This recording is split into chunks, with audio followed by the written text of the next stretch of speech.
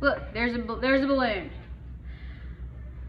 This is not a full hot air balloon, but it works. So Charles' law expresses volume and temperature. So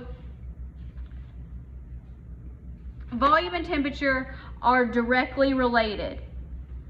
So they are directly related. So that means as you increase the volume, what happens to temperature? It also increases. So direct means they go the same direction. Or if you decrease temperature, you decrease volume. So these stay together.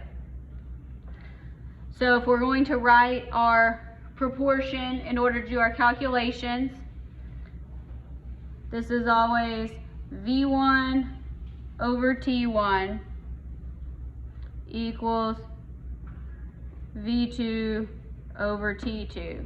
You can flip them upside down if you want to, but V's over T's. So when temperature increases, gas particles move faster. They have more kinetic energy. So they have to increase the volume because we're not changing pressure. That'll make more sense in a little bit. The key to working a Charles' law problem, this is going to get a lot of you, even though it's not meant to be tricky, must use Kelvin temperature.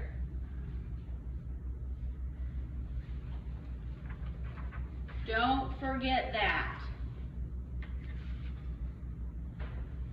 Because if you start using Celsius temperatures, at some point you're going to go negative, and you can't have negative temperatures or it just blows the whole problem up. So we use Kelvin because it doesn't go negative. So no negative temperatures.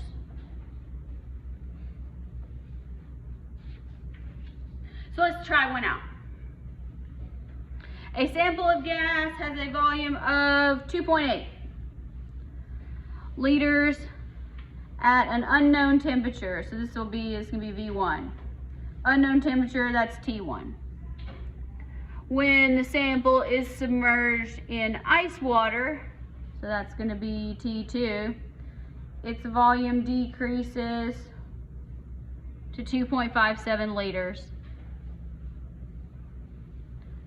What's its initial temperature in Kelvin and in Celsius? What is the first thing we need to do here? Yes, we need to make Celsius into Kelvin. So instead of 0 degrees Celsius, it is 273 Kelvin. Make sure you do that first before you start plugging things in. Now, V1, 2.80 liters. Again, make sure as long as your volume units are the same, it'll be fine. T1, V2, 2.57 liters, and T2, 273 kelvins. All right, does anybody have difficulty solving a proportion? We're going to be okay if we cross multiply and divide. Does everybody know what I'm talking about? Okay, good. If you don't, that's okay. Just let me know. You can also rearrange algebraically beforehand before you plug in the numbers if you want to. So cross multiply 2.8 times 273 and then divide 2.57. So what is our initial temperature? 297 kelvins. What else does the problem ask us to find? So it's asking us to find it in Celsius. So how do we get back to Celsius? Subtract 273, 4, 2, 0. So 24, we can say, or 24 degrees Celsius. Or 24 degrees Celsius. There we go. So always go back to the problem and make sure you have answered all of the questions.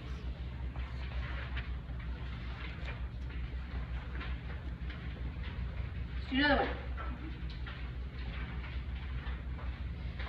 Sample of argon gas initially has a volume of 12.4 liters. At 27 degrees Celsius, if it's held at constant pressure, that just means pressure doesn't change. At what Celsius temperature will the argon volume be 1.05 times 10 to the 4th milliliters? All right, so we got a little bit of work to do before we can solve this. What should we do first? Yes, let's convert to kelvins. I like that idea. So 273 plus 27 is 300 kelvins.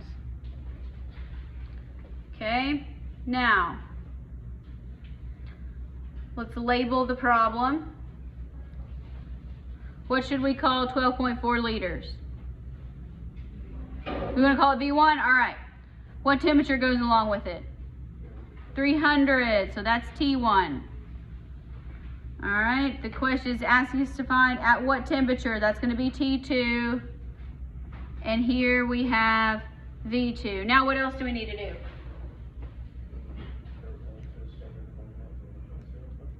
Yeah, so we need to get milliliters into liters or liters into milliliters. We got our volume units have to be the same. Who wants to go to liters? Good. Who wants to go to milliliters? Nobody. All right, liters it is. So let's convert this to liters. So if we have 1.05 times 10 to the 4th milliliters, how many milliliters are in 1 liter? 1,000. See those conversion factors, you got to remember them. That becomes how much? 10.5. 10.5 liters. All right, now we have our liters the same, our temperatures in Kelvin. We're ready to calculate.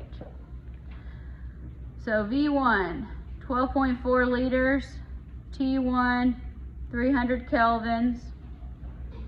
V2 is now 10.5 liters. T2 we got to figure out. Anybody confused as to how we got there? No one's admitting it. All right, 300 times 10.5 divided by 12.4. Everybody okay if I round to 254? We're good with that? Okay, so we know that T2 equals 254 kelvins. What's the question asking us to find? Celsius. So we got to go back to Celsius. How do we do that? Subtract 273. All right. So 254 minus 273 is -19. That's the answer. Now, if you were to try to work this problem without converting to Kelvin, let's just kind of see what happens.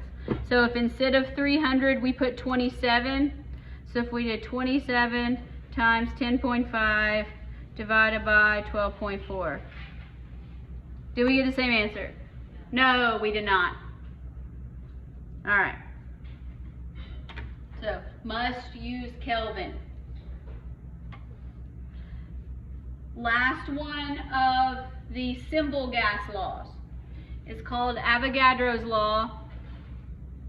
This is one you may or may not have done before. It's not hard.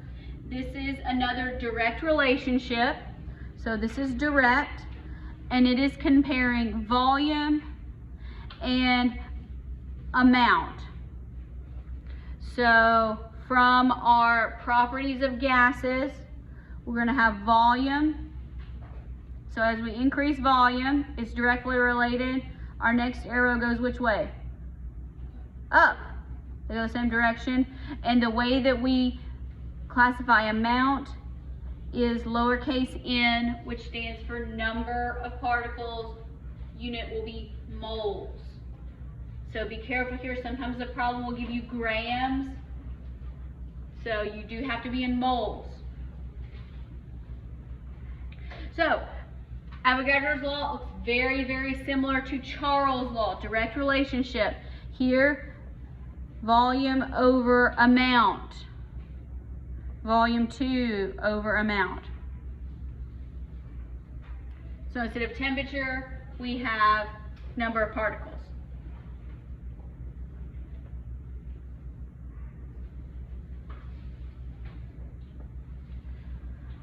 So let's try one. An athlete has a lung volume that is 6.15 liters. This is a well-conditioned athlete and is probably a male. At this volume, it is a male. His lungs contain 0.254 moles of air. Then he exhales and his lung volume is 2.55 liters. All right, how many moles of gas did the athlete exhale? So this is not exactly a straightforward question. So this is a bit of a two-part question. However, we have volume and we have moles, so we know we're going to get to Avogadro's law. So let's do that first. No additional conversion necessary. So here's V1. It corresponds to N1. Here's V2. We need to find N2. So V1 over N1, V2 over N2. Anybody want to rearrange algebraically before we substitute, besides Kaylin? Okay. You're on your own. Last semester, everybody wanted to do it algebraically before, so it's okay. You do you. It works for me. I can follow your math. All right, let's plug them in. Where we go? V1, 6.15 liters. N1, 0.254 moles. V2, 2.55 liters. N2, we don't know. Who's ahead of me and has N2?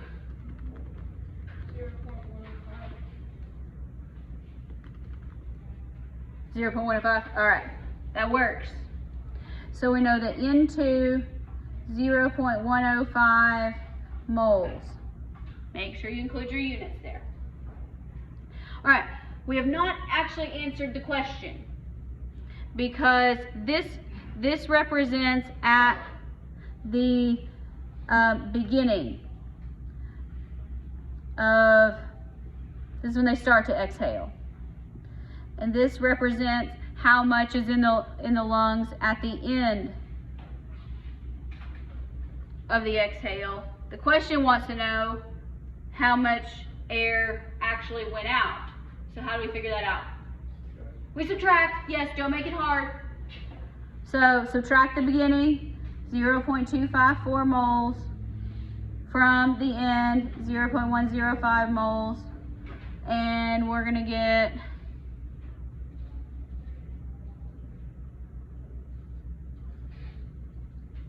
0.049. Is that right? No, 0.149.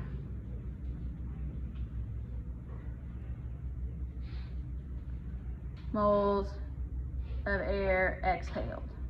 That's a 1. You can't read it. Does that make sense? Yes, no, maybe.